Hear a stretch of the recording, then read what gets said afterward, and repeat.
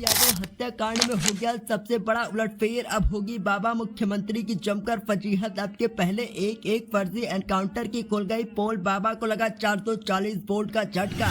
अखिलेश यादव ने थाम लिया मोर्चा, पेश कर दिया ऐसा सबूत कि दंग रह गए बाबा के अधिकारी। मांगने लगे माफी, आ गई अकल ठिकाने, लेकिन अब बहुत हो चुकी है देर। यूं तो उत्तर प्रदेश की पुलिस और प्रदेश के बाबा मुख्यमंत्री मंगेश यादव हत्याकांड को एनकाउंटर साबित करने में जुटे हुए हैं, लेकिन अब किसी से भी ये पूरा मामला छुपा नहीं है और बिल्कुल साफ हो गया है कि मंगेश यादव का एनकाउंटर नहीं बल्कि उसकी जानबूझकर हत्या की गई है।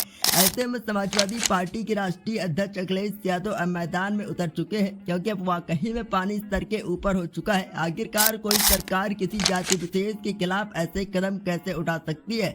शोरूम में डकैती, एक तख्त और 2 जगह मौजूदगी। मंगेश यादव के एनकाउंटर में उलझती जा रही है एसटीएफ की कहानी। एनकाउंटर के नाम पर मंगेश यादव की हत्या हो चुकी है। हालांकि ये बात उत्तर प्रदेश पुलिस मानने को तैयार नहीं है। हर एनकाउंटर के बाद उत्तर प्रदेश पुलिस जो कहानी सुनाती है, मंगेश यादव की मौत के बाद भी वही घिसे पिटे कहानी सुना रही है। लेकिन इस बार उत्तर प्रदेश पुलिस अपनी ही कहानी में उलझ कर रह गई है। उत्तर प्रदेश के सुल्तानपुर जिले में 28 अगस्त की दोपहर जिस वक्त भरत ज्वेलर्स पर डाका पड़ा था, उस वक्त डाका डालने वालों में मंगेश यादव क्या शामिल था? क्या शोरूम के सीसीटीवी कैमरे में कैच 5 डकैतों में एक डकैत मंगेश यादव भी था? अगर ऐसा हुआ है तो फिर ये कैसे मुमकिन है कि मंगेश यादव उस वक्त जब भरत ज्वेलर्स में डकैती डाल रहा था, उसी वक्त ठीक सुल्तानपुर से करीब 90 किलोमीटर दूर अपनी बहन के साथ उसके स्कूल में भी मौजूद था?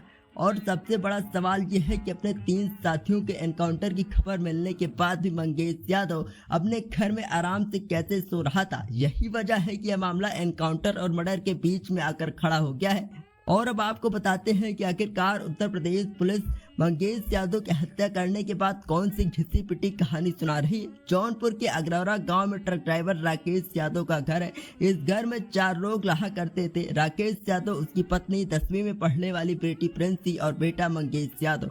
अब इस घर में सिर्फ 3 लोग रह रहे हैं, क्योंकि मंगेश यादव इस दुनिया में नहीं है। एनकाउंटर के नाम पर उसकी हत्या हो चुकी है। हालांकि ये बात उत्तर प्रदेश पुलिस नहीं मानती। हर एनकाउंटर के बाद उत्तर प्रदेश पुलिस जो कहानी सुनाती है, मंगेश यादव की मौत के बाद भी वही घिसी पिटी कहानी सुना रही है। लेकिन इस बार उत्तर प्रदेश पुलिस अपनी ही कहानी में इस तरह उलझ गई है कि पुलिस की कहानी में इतने झोल हैं कि अगर उन्हें झाड़ दिया जाए तो इनमें के सारे एक फ्रेम में नजर आएंगे और सारे के सारे पुलिस के महारथी शायद एक साथ जेल में भी नजर आएंगे।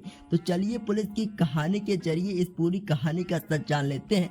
वो 2 सितंबर 2024 की रात थी जब एसटीएफ की टीम सादी वर्दी में मंगेश यादव के घर आई थी।